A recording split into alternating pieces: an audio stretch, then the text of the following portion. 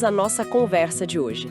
Vamos dar uma olhada juntos nas leituras da liturgia deste sábado, 7 de junho de 2025. Isso aí. Temos um trecho bem interessante lá no final de Atos dos Apóstolos, o Salmo 10, e aquela conversa de Jesus com Pedro no Evangelho de João. Uma combinação bem rica, né? Com certeza. E o desafio aqui é tentar encontrar o que conecta tudo isso. A prisão em Roma, um salmo sobre justiça e, uma pergunta meio curiosa de Pedro. Exato. Acho que as leituras nos puxam para pensar sobre missão, mesmo quando tudo parece difícil, sabe? E também sobre integridade, né? E principalmente sobre a nossa resposta pessoal, bem direta ao chamado de Cristo. Vamos tentar desenrolar isso? Beleza. Então, começando por Atos 28, versículos 16 a 20 e depois 30 e 31. Paulo finalmente chega em Roma, o centro do mundo na época. Sim, o objetivo de longa data dele. Só que ele chega como prisioneiro. Mas olha que interessante, ele consegue uma licença para morar numa casa alugada.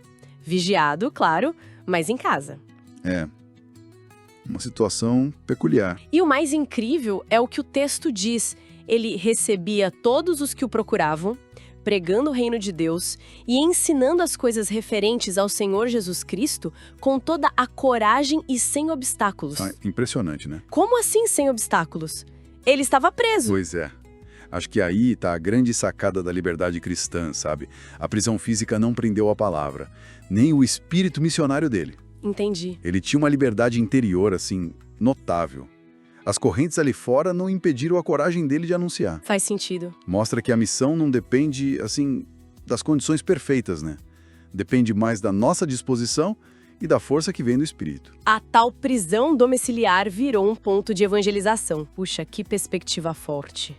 Quer dizer que as circunstâncias não definem a missão, mas sim como a gente responde a elas. Exatamente. É tipo encontrar nossa casa alugada missionária, mesmo com as limitações que a gente tem no dia a dia. Legal. E essa ideia de integridade, de foco interior, parece que ecoa no Salmo 10, que na verdade é o 11 em outras numerações. Ah, sim. O que ele diz? O salmista fala: "O Senhor está no templo santo, seus olhos observam o mundo, seu olhar penetra os homens." E aí ele conclui: "Pois o Senhor é justo, ele ama a justiça, quem tem reto coração há de ver a sua face."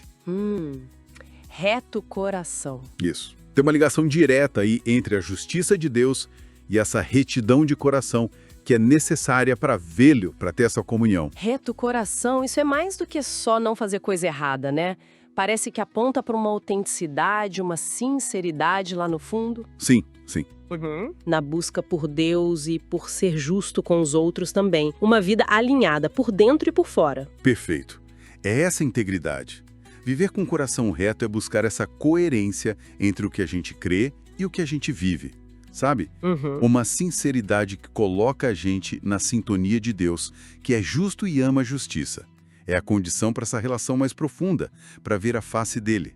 O próprio Paulo, mesmo preso, vivia isso ao continuar a missão dele, né? Entendi a conexão. E aí a gente chega no Evangelho de João, capítulo 21, versículos 20 a 25. Parece que tudo isso deságua numa coisa bem pessoal. Bem pessoal mesmo. Jesus tinha acabado de conversar com Pedro, de perguntar se ele o amava, falou sobre o futuro dele. Aí Pedro olha para o lado, vê o tal discípulo amado. Aquele que Jesus amava. E manda a pergunta: Senhor, e este?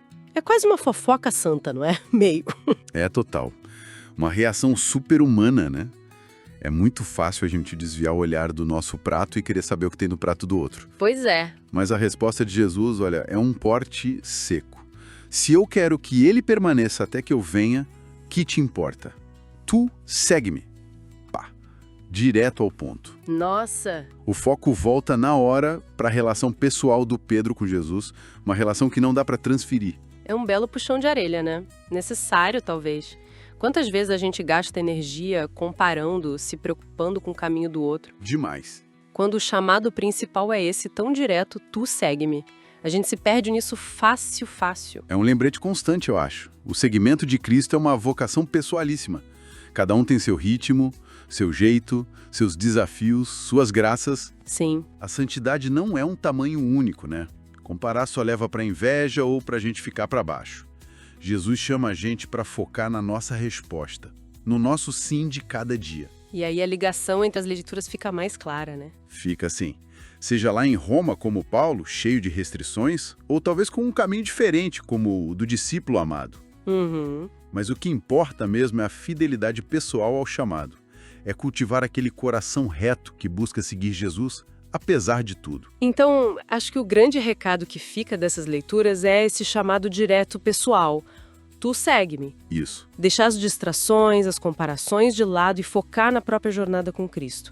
Aqui e agora, com o que a gente tem. Perfeitamente colocado. E isso deixa a gente com umas perguntas para pensar, né? Onde é que a gente está colocando o nosso foco? É no nosso caminho ou na vida alheia? Boa. Será que a gente precisa daquela coragem sem obstáculos do Paulo para dar testemunho mesmo quando a coisa aperta?